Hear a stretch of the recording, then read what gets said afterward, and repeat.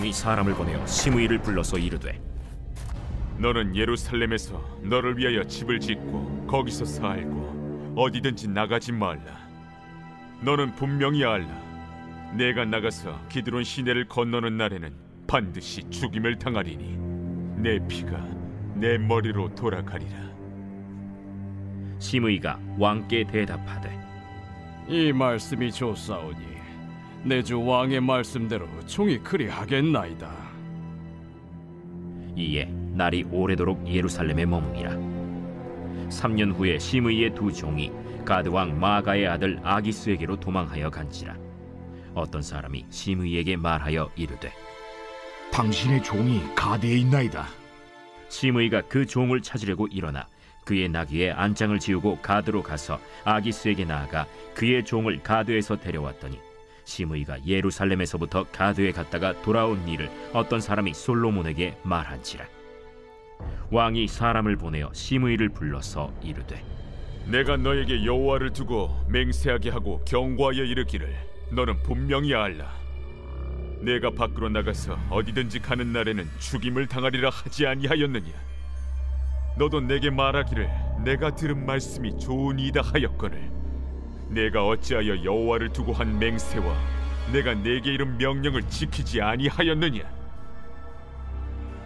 내가 내 마음으로 아는 모든 나 곧 내 아버지에게 행한 바를 내가 스스로 아나니 여호와께서 내 악을 내 머리로 돌려보내시리라.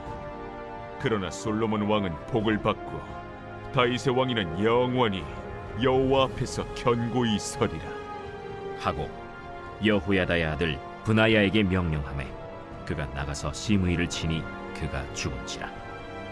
이에 나라가 솔로몬의 손에 견고하여지니라. 말씀과 함께하는 따뜻한 오늘 큐티온, 오늘의 큐티온을 기도함으로 시작합니다. 기도하겠습니다. 사랑해 주님, 오늘도 주님의 말씀을 허락해 주심에 감사합니다. 오늘 이 시간 이 말씀을 붙들고 하루를 돌아보고 또 하루를 시작하는 저희들 될 수 있게 하여 주옵소서. 이 모든 말씀 예수님의 이름으로 기도드립니다. 아멘. 시므이가 처형되었습니다. 시므이의 처형에는 앞서 꽤 긴 스토리가 있습니다. 열왕기상 16장부터 시므이의 이야기가 나오는데요. 때는 바야흐로 다윗이 자신의 아들 압살롬에게 쫓기던 때입니다. 이때에는 이스라엘의 모든 사람들이 압살롬에게 마음을 빼앗긴 상황이었습니다. 다윗은 압살롬을 피해 도망갈 수밖에 없는 상황이었는데요. 그렇게 한참 도망을 가고 있는 중에 베냐민 지파 사람 시므이가 다윗을 향해 욕과 저주를 아주 시원하게 하게 됩니다.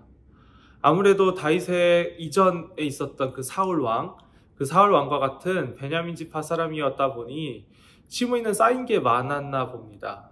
하지만 그가 말하는 것은 왜곡된 것들 뿐이었으며 하나님이 기름 부으신 왕 그리고 도망을 가고 있는 사람에게 욕과 저주를 퍼붓는 것은 여러모로 옳지 않은 모습이었습니다.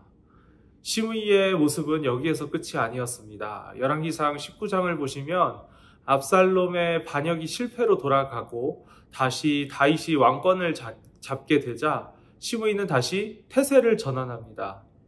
왕의 자리로 돌아온 다윗에게 그간의 저주와 욕에 대해서 용서를 구하면서 납작 엎드리는 것이었습니다.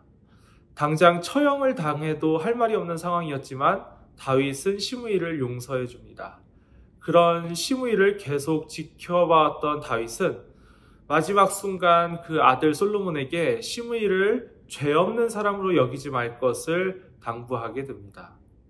다윗에게 이미 용서받았기 때문에 안심할 수 있었지만 또 다시 솔로몬이 새로운 왕위에 올라서게 되면서 새로운 국면을 맞이하게 되었다고 시므이는 생각한 것 같습니다.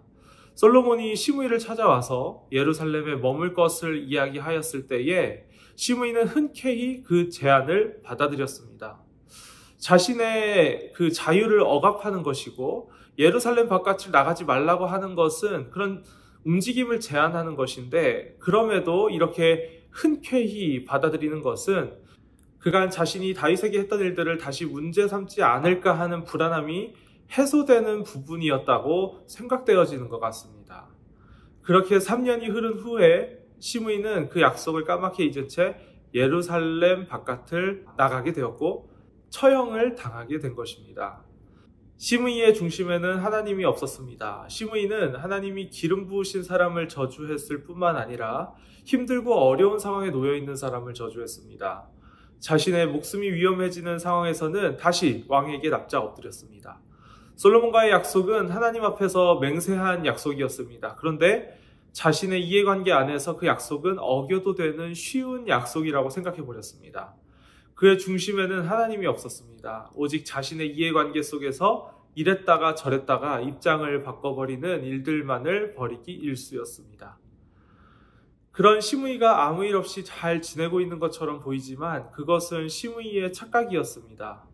의로우신 하나님께서는 언제나 신실하게 우리 가운데에서 일하시고 계시는 분이십니다. 시므이의 일생을 전체적으로 놓고 보았을 때에 깨닫는 바가 있지만 실제로 우리는 우리의 인생에서는 시므이와 같은 실수를 반복할 때가 있습니다. 우리는 이것을 조심해야 합니다. 저는 한때 참 게임을 좋아했었는데요. 스타크래프트나 리그 오브 레전드 같은 게임을 했었습니다.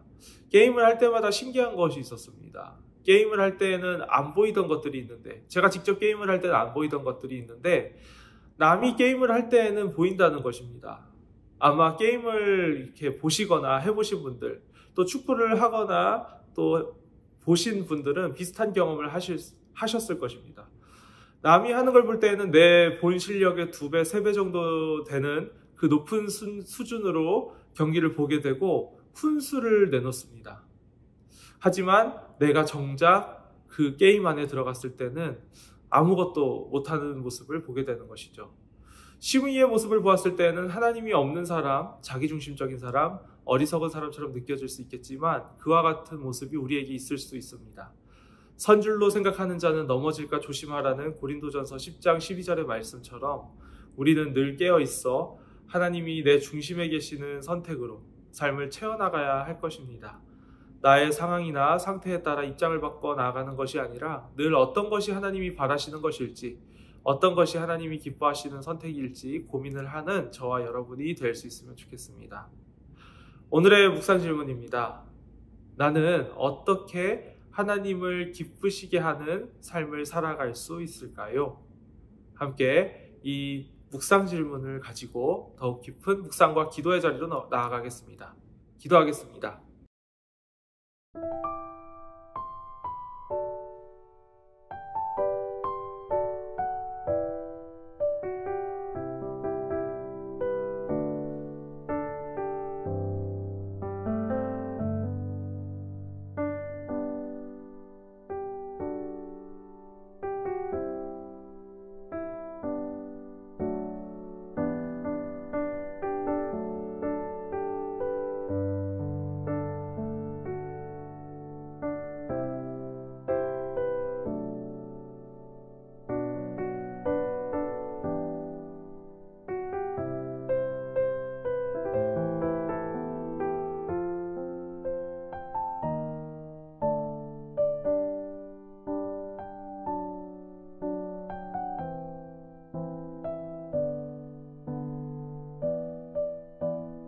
우리를 사랑하시는 하나님 아버지, 오늘 시므이의 모습과 그 결말을 통해 깨닫게 되는 바가 있습니다.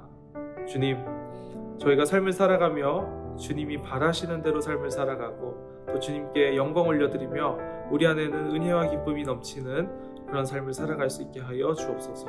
이 모든 말씀 예수님의 이름으로 기도드립니다. 아멘.